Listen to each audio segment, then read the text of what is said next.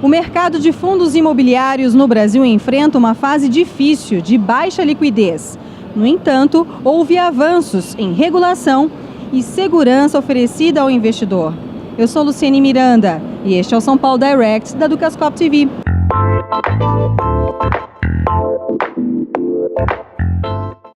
Eu converso agora com Arthur Vieira de Moraes, especialista em fundos imobiliários. Qual a avaliação que você faz dos últimos meses neste mercado?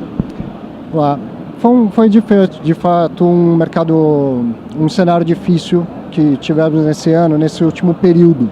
Mas, como você disse bem, houve avanços, principalmente na questão da regulamentação e da segurança do investidor. O fundo imobiliário é um produto recente no Brasil, criado em 1993, mas há quem considere que ele renasceu em 2012. E para quem chegou há tão pouco tempo, já ter mais de 100 mil investidores, agora estabilizado mais ou menos em 94 mil investidores, é um mercado novo, mas que cresce e que mostra muito potencial. Então eu vejo que, apesar das dificuldades pontuais do mercado, de ciclos de mercado, o Brasil vem estruturando para crescer bastante e ter um produto bem robusto. O que prejudicou esse segmento nos últimos meses?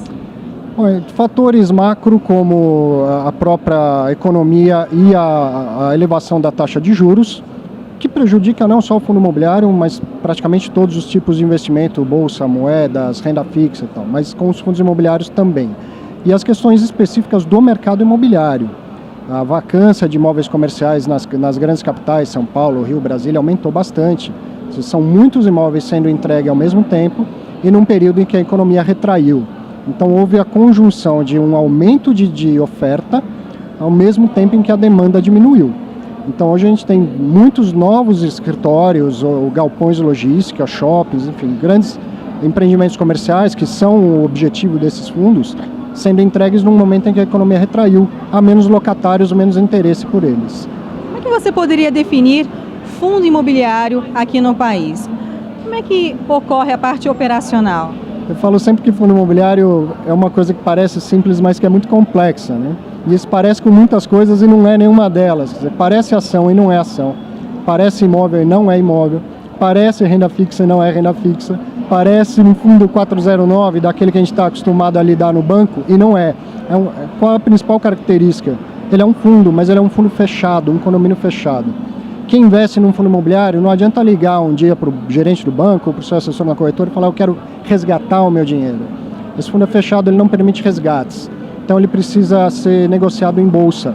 Eu preciso encontrar um interessado em comprar as minhas cotas. Daí a principal diferença entre um fundo 409 e um fundo imobiliário. E esse é um produto que dá acesso a grandes empreendimentos imobiliários para o investidor de médio porte. Por isso o sucesso e o interesse que o investidor tem. E, claro, a principal característica, a principal comparação é com o mercado imobiliário, com o mercado de imóveis. Muitas vezes com o mercado de imóveis com objetivo de renda, embora haja fundos que também desenvolvem investimentos em renda fixa ou próprio incorporação imobiliária, construção de imóveis para venda. É um mercado grande, não dá para definir fundo imobiliário, é simplesmente isso. Tem diversas segmentações do mercado de fundo imobiliário para todo tipo de investidor. Aquele que procura renda vai encontrar, aquele que gostaria de comprar um imóvel na planta para vender na chave, vai encontrar essa oportunidade com fundos imobiliários. Aquele que gostaria de comprar um imóvel usado para dar uma reformada e depois vender com lucro, encontra essa possibilidade via fundos imobiliários. Então é um veículo indireto para investir no mercado de imóveis, mas com a garantia, assim, garantia não digo, mas com a melhora na qualidade em relação à liquidez, transparência e acesso a imóveis que a grande maioria não teria, como escritórios na Avenida Paulista, na Avenida Rio Branco, no Rio de Janeiro, na Avenida Faria Lima. Por isso o sucesso desse tipo de produto, que nasceu nos Estados Unidos em 1960.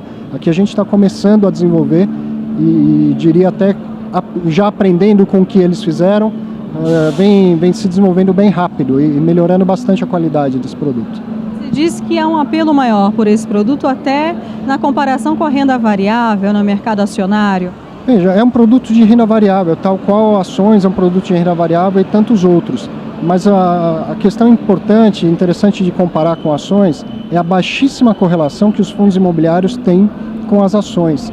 Essa característica, quem investe num fundo de renda, compra cotas de um fundo que é proprietário de determinados imóveis, recebe o aluguel e distribui esse aluguel para o cotista. Na prática isso funciona como se fosse pagamento de dividendos, mas mensal. Todo mês entra lá o aluguel. E pela própria regulamentação, pela própria lei, o fundo imobiliário ele deve distribuir 95% do lucro líquido.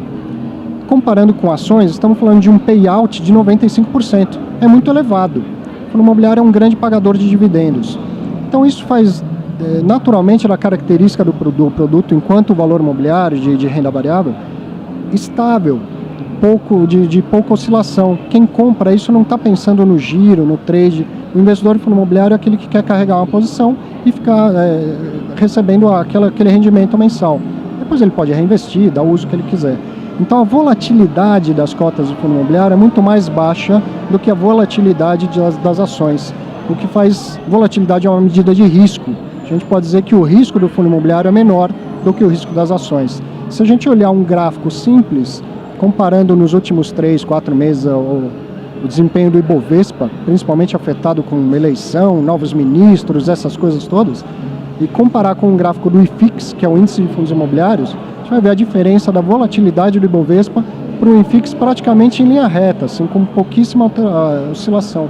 Isso dá, no momento em que eu penso no portfólio total de um investidor, aquele que já tem ações, quando ele agrega fundo imobiliário no seu portfólio, na sua carteira, ele melhora muito a qualidade da diversificação e diminui o risco total da carteira dele. Então, mesmo para quem não tem exatamente interesse em imóveis, mas enxerga a necessidade de diversificar o seu portfólio, o fundo imobiliário também é um veículo bastante interessante para isso.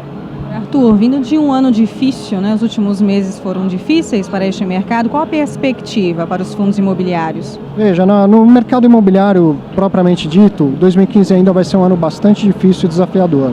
A entrega de imóveis comerciais vai continuar acelerada. São imóveis que foram iniciados lá 3, 4 anos atrás em outro cenário. O ciclo do mercado imobiliário ele é diferente da velocidade do ciclo de bolsa.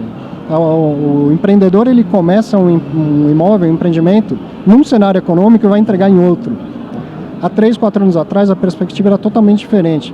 Para você ter ideia, eu não me lembro exatamente o ano, mas vamos imaginar que tenha sido há 3 anos atrás. Não haviam escritórios comerciais de alto padrão em São Paulo. A vacância era tecnicamente zero. Então muitos estrangeiros ou muitas empresas queriam expandir ou chegar no Brasil, eles ficavam em fila para conseguir um escritório de alto padrão nos grandes endereços comerciais. Hoje essa vacância já está lá nos 20%, talvez até acima de 20%.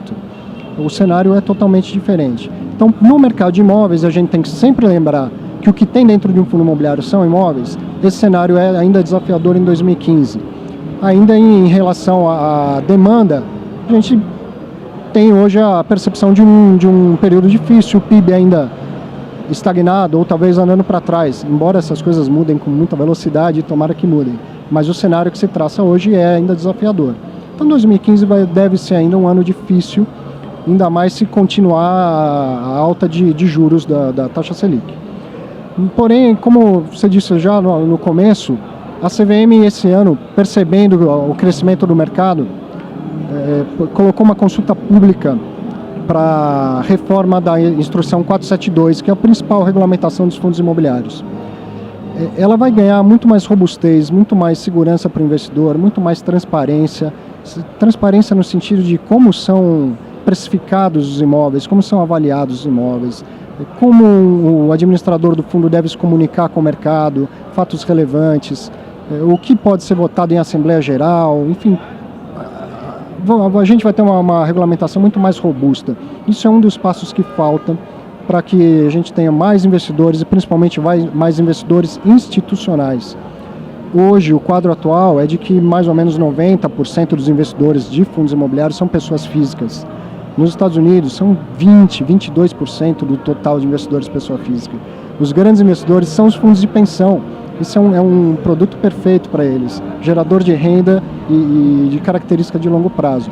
Os fundos de pensão aqui no Brasil conhecem o produto, estão de olho nesse produto. mas ainda faltam algumas coisas, como liquidez e melhor regulamentação. A parte da regulamentação vai ser sanada. Em 2015 a gente já deve ter essa nova 472. Então, apesar de ciclos de mercado vão e vêm, mas o produto como um todo, como algo perene, que vai durar por muitos anos e vai se desenvolver, tem um grande passo a dar já no ano de 2015. Arthur, muito obrigada pela sua participação aqui na Educascope TV. Eu que agradeço.